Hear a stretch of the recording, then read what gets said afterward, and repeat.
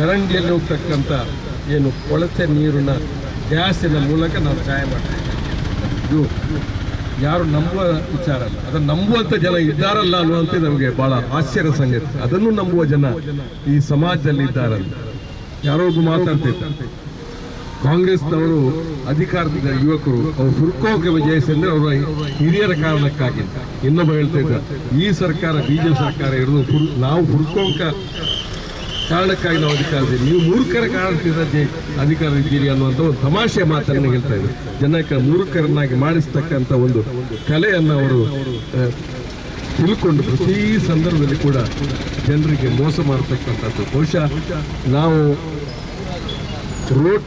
Note ಬಂದಾದಾಗ ಆ ಪರಿಸ್ಥಿತಿಯನ್ನು ನೋಡಿದ್ದೀವಿ, ಕೊರೋನಾ ಬಂದಾಗ ಪರಿಸ್ಥಿತಿ ನೋಡಿದ್ದೀವಿ. ಇವತ್ತು ಯುದ್ಧದ ಹೆಸರಿನಲ್ಲಿ ಆಗ್ತಕ್ಕಂಥ ಒಂದು ಫಲಿತಾಂಶದ ಪರಿಣಾಮವನ್ನು ನಾವು ನೋಡ್ತಾ ಇದ್ದೀವಿ. ಪ್ರಧಾನಮಂತ್ರಿಯವರು ಭಾಷಣ ಮಾಡ್ತಿದ್ರು, ಪಂಡಿತ್ ಜವಾಹರ್ಲಾಲ್ ನೆಹರು ಜಿನೇ स्वातंत्र दिनाचरण के दिन रेड फोर्ट में भाषण करते थे. ಇದು ಬೆಲೆ ಏರಿಕೆ ಯಾಕೆ ಆಗಿದೆ ಅಂತ, ದಕ್ಷಿಣ ಕೊರಿಯಾ ಮತ್ತು ಉತ್ತರ ಕೊರಿಯಾ ಯುದ್ಧದಿಂದಾಗಿ ಬೆಲೆ ಏರಿಕೆ ಆಗ್ತಾ ಇದೆ, ಅದು ಎಲ್ಲಿದೆ, ಇದು ಒಂದು ಮಾತಾ ಅಂತ ಹೇಳ್ತಿದ್ದೆ. ಅದೇ ಪ್ರಧಾನಮಂತ್ರಿ ಇವತ್ತು ಏನು ಇರಾನ್ ಮತ್ತು ಇಸ್ರೇಲ್ ನಡೆಸ್ತಕ್ಕಂಥ ಯುದ್ಧದಲ್ಲಿ ವಿವಿಧ ಪರಿಸ್ಥಿತಿ ಅವರಿಗೆ ಜ್ಞಾನೋದಯ ಆಗಿರ್ಬೋದು ಅಂತ ಹೇಳ್ತಕ್ಕಂಥ ಮಾತನ್ನು ನಾನು ಹೇಳಲಿಕ್ಕೆ ಬಯಸ್ತೇನೆ. ಅದು ಏನೇ ಇದ್ರೂ ಕೂಡ ಬಹುಶಃ ನಮ್ಮ ಸರ್ಕಾರ ಯಾವತ್ತೂ ಕೂಡ ಜನರ ಹೊರೆಯನ್ನು ಮಾಡಲಿಕ್ಕೆ ಹೋಗಿಲ್ಲ.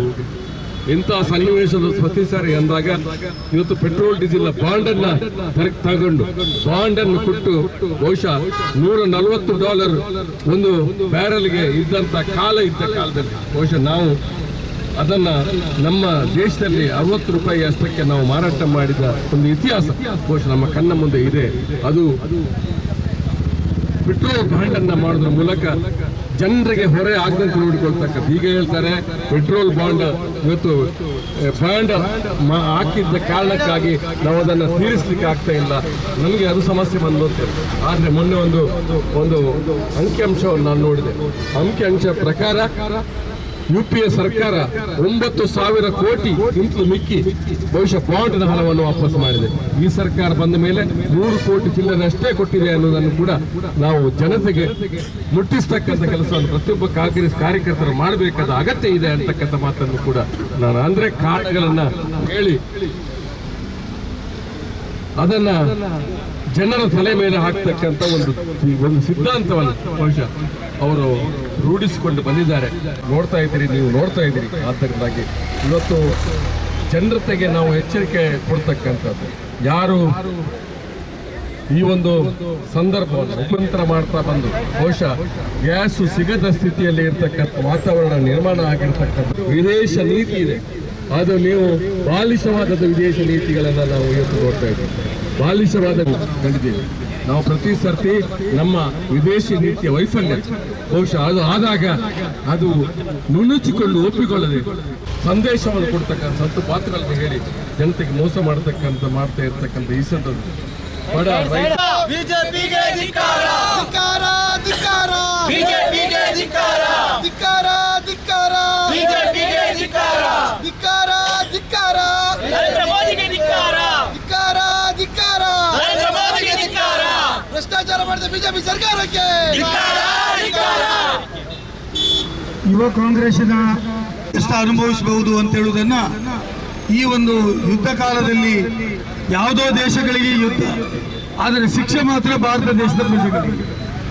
ಯುದ್ಧ ಆಗುವುದು ಅಲ್ಲಿ ಇರಾನ್ ಮತ್ತು ಇಸ್ರೇಲ್ ಮಧ್ಯೆ, ಆದರೆ ಪೆಟ್ರೋಲ್ ಡೀಸೆಲ್ ಮತ್ತು ಅಗತ್ಯ ವಸ್ತುಗಳ ಬೆಲೆ ಏರಿಕೆ ಮಾತ್ರ ಭಾರತ ದೇಶದಲ್ಲಿ.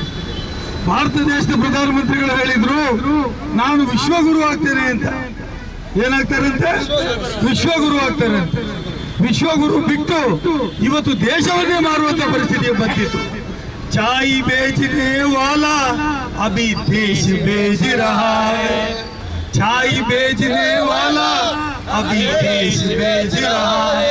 ಅಂದ್ರೆ ಚಾಯ್ ಮಾರುವಂತ ಪ್ರಧಾನಮಂತ್ರಿ ನಾವು ಈ ದೇಶಕ್ಕೆ ಬಹಳ ದೊಡ್ಡ ರಕ್ಷಣೆ ಮಾಡಬಹುದು, ಬಹಳ ತಳಮಟ್ಟದಿಂದ ಬಂದಂತಹ ವ್ಯಕ್ತಿ ಇವತ್ತು ದೇಶವನ್ನು ರಕ್ಷಣೆ ಮಾಡಬಹುದು, ಈ ದೇಶಕ್ಕೆ ರಕ್ಷಣೆ ಕೊಡಬಹುದು ಅಂತ ಹೇಳುವ ಸ್ಲೋಗನ್ನೊಂದಿಗೆ ಅಧಿಕಾರಕ್ಕೆ ಬಂದಿರ್ತಕ್ಕಂಥ ನರೇಂದ್ರ ಮೋದಿ ಅವರು ಇವತ್ತು ದೇಶದ ಪ್ರತಿಯೊಂದು ಸಂಘ ಸಂಸ್ಥೆಗಳನ್ನ ಮಾರಾಟ ಮಾಡಿ ಇವತ್ತು ಅತ್ಯಂತ ದುರ್ಬಲ ದೇಶದ ಪ್ರಧಾನಮಂತ್ರಿ ಇದ್ರೆ ಇಡೀ ಪ್ರಪಂಚದಲ್ಲಿ ಅದು ಭಾರತ ದೇಶದ ಪ್ರಧಾನಮಂತ್ರಿ ನರೇಂದ್ರ ಮೋದಿ ಅಂತ ಹೇಳೋದನ್ನ ತಮ್ಮ ಗಮನಕ್ಕೆ ತರಲಿಕ್ಕೆ ಬಯಸ್ತಾ ಇದ್ದೇನೆ.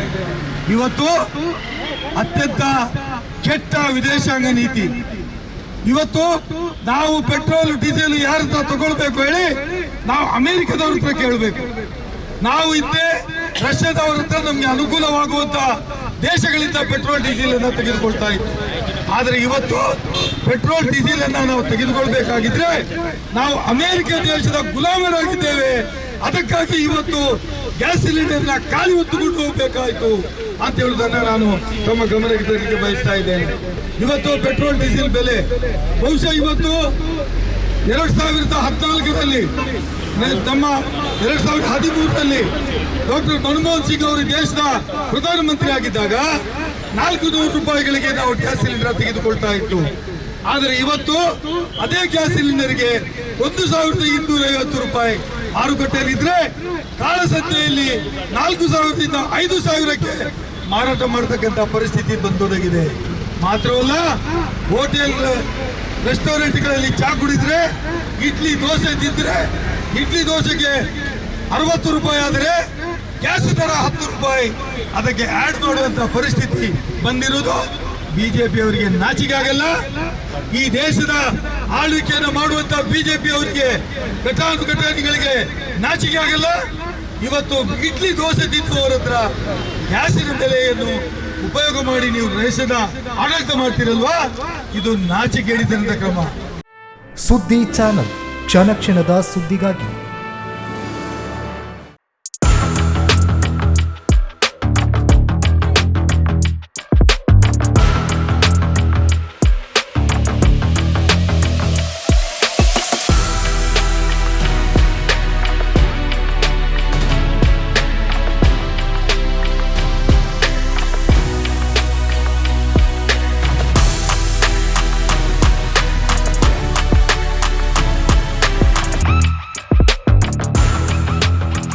ನವರತ್ನ ಎಲೆಕ್ಟ್ರಿಕಲ್ ಅಂಡ್ ಪ್ಲಂಬಿಂಗ್ 25 ವರ್ಷಗಳಿಂದ ನಂಬಿಕೆ, ಗುಣಮಟ್ಟದೊಂದಿಗೆ ವಿಶ್ವಾಸಾರ್ಹ ಸೇವೆ. ಒಂದೇ ಸೂರಿನಡಿ ಅತ್ಯಂತ ಕಡಿಮೆ ಬೆಲೆಗೆ ಗುಣಮಟ್ಟದ ವಸ್ತುಗಳು. Electronics, plumbing, hardware, home appliances, sanitary, LED lights. Navaratna electrical and plumbing, Sachin traders ನ ಮುಂಭಾಗ, ಮುಖ್ಯ ರಸ್ತೆ, ದರ್ಬೆ, ಪುತ್ತೂರು. ಸಂಪರ್ಕಿಸಿ 9003814451 9945521951 990178461.